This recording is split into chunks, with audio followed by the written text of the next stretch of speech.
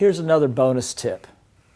One of the things that Bucky Fuller once said, he said, words are tools, the most powerful tool known to mankind.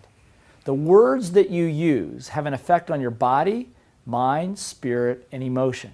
So be careful with the words that you use for yourself. I met a young fellow very recently who kept telling himself that he was old.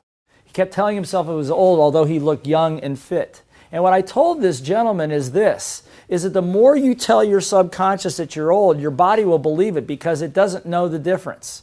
You've got to be careful of the words you use and the words that other people use with you. Think about it.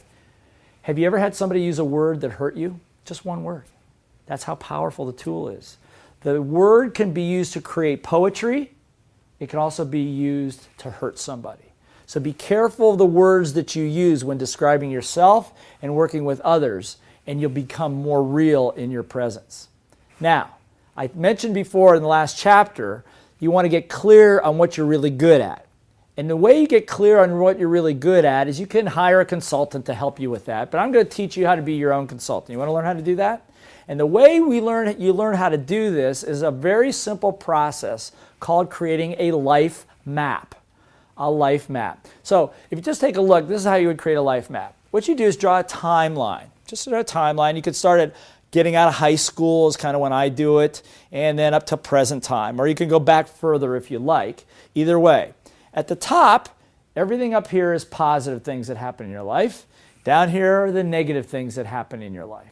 And all I would ask you to do is make a little map of your life as best as you can think. Now, the way you do this is by, first of all, plotting some points somewhat in chronological order, and whether they're positive and negative, and placing them on the map. So, for example, for me, at first I went to Ohio State University, I had a great time in college. That was great. Then I moved to Hawaii, wonderful place. That was even better. I became #1 in sales. That was awesome. And got married. That was fantastic. And then, boom, divorce. After a year and a half, it was a horrible divorce. I'm not going to go into it right now. I felt like I had my heart ripped out of my chest cavity. It was one of the worst experiences of my entire life. I don't recall ever being so depressed. So I spent a lot of time healing by sailing because I love to sail, became a competitor, raced Prindle catamarans in Hawaii, had a sailboat store, took my first personal development course. And when I really realized what was going on for me was happening because of me, my life got even better. And I actually started to teach that course. I became a teacher, and it felt like when I was in front of the room, it was one of the most invigorating things I could do. Then I moved to Los Angeles, which is a little bit of a downer, and got engaged to another beautiful woman, and that engagement broke up. I mean, I had the way that engagement broke up, I had to kick the door in of my own apartment to find her in bed with one of my friends. So you don't even want to hear that story. That was a low point in my life. So I buried myself in my business and building my air freight trucking business, and it became very strong, and we had some lumps along the way, and we turned it around and became successful, one of the fastest growing air freight trucking operations of its kind. And then people started asking me, how did you do that? So I started teaching it. So I had business success, I'm teaching, and I'm actually going to Australia and teaching it. And then we had orchestrated the sale of that business, and then it crashed.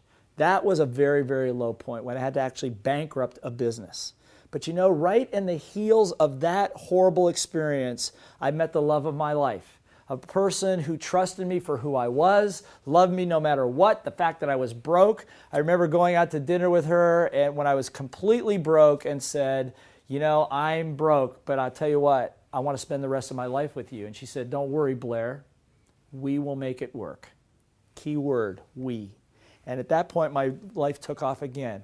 We got married, moved to Lake Tahoe, started handling the debt, started teaching around the world. I could go on and on and on, franchise all over the world, doing what I love to do. This is called a life map. And what I ask you to do is do the same thing and then connect the dots. Why? Because watch this. If you notice and you start circling your high points, what's in common? Circle the low points. What's in common? What's in common is when I'm teaching and selling and in great relationship, I am ecstatic. Everything works in my life.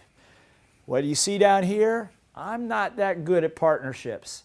When it comes to partnerships, whether they be in love or marriage or business, I still have a lot to learn. That's something I need to work on, and I continue to work on it.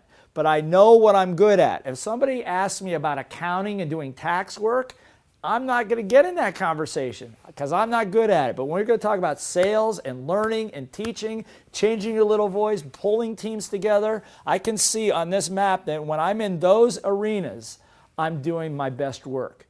You do the same thing, because you know what you're going to find? You're going to find that there is a pattern to your life. There's a pattern to your life that's already telling you what you're good at, what you should be doing. And if your little voice goes, yeah, how are you going to make money doing that? Who's going to pay any attention to that? That's your delusion. Tell it to shut up and go away, because that's where dreams come from. All your life, you've been training for a moment. You've been training for a time in your life to be who you're supposed to be and do what you're supposed to be doing.